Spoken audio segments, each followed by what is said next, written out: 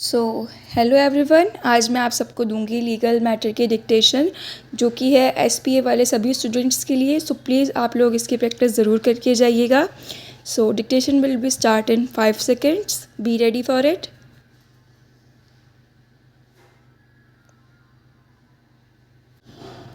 Start. The writ petitioner had taken a loan for purchasing pumping set, and as the said loan was not repaid within the stipulated time, proceedings were initiated for recovery of amount as arrears of land revenue under the Uttar Pradesh Zamindari Abolition and Land Reforms Act 1950. The land belonging to the writ petitioner was auctioned on 18/8/1989 and the bid of one Kedarnath Dubey was accepted. The writ petitioner filed objection under Rule 285 of the Uttar Pradesh Zamindari Abolition and Land Reforms Rule 1953.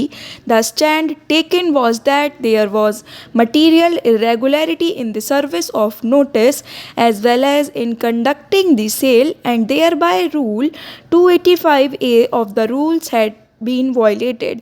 The said objection was rejected and the sale was confirmed. The writ petition was filed in the year 1991 and the mutation proceedings had been undertaken in the meantime by Kedarnath Dubey. In the counter affidavit filed before the High Court, the stand taken was that the order of the concerned authority, that is the Commissioner, Gorakhpur Division, Gorakhpur, dated 7/1/1991, clearly indicated that the plea of the writ petitioner was untenable.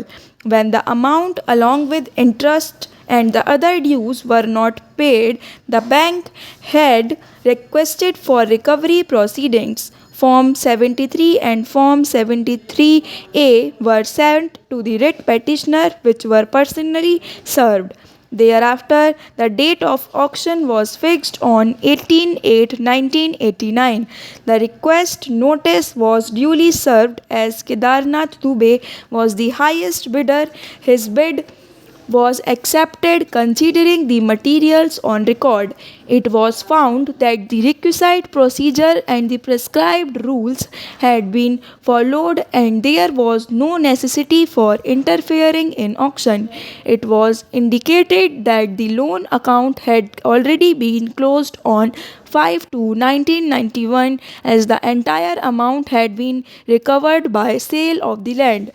It was highlighted with reference to the order dated 7/1/1991 that the writ petitioner was a habitual loan taker and had defaulted on many occasions in repaying the loans. The writ petitioner filed a rejoinder affidavit stating that there was no compliance with the requirements of confirmation. The writ petitioner's stand was that he wanted to deposit the amount on 1/5/1991, but the same was not accepted and therefore he approached additional district magistrate to direct the Tehsildar to accept the amount. The primary stand before the High Court was that the prescribed rules were not followed and in any event the auction sale was confirmed by the subdivisional magistrate, who did not have the authority to confirm the sale or conduct the sale. The confirmation was, according to the writ petitioner, by an incompetent authority and therefore the entire proceeding was invalid. The High Court took the view that the application filed by the writ petitioner for setting aside the auction sale was full of vague and evasive statements relating to the allegation that the norms laid down in Rule 285(1) were not confirmed and there was material irregularity. Stop.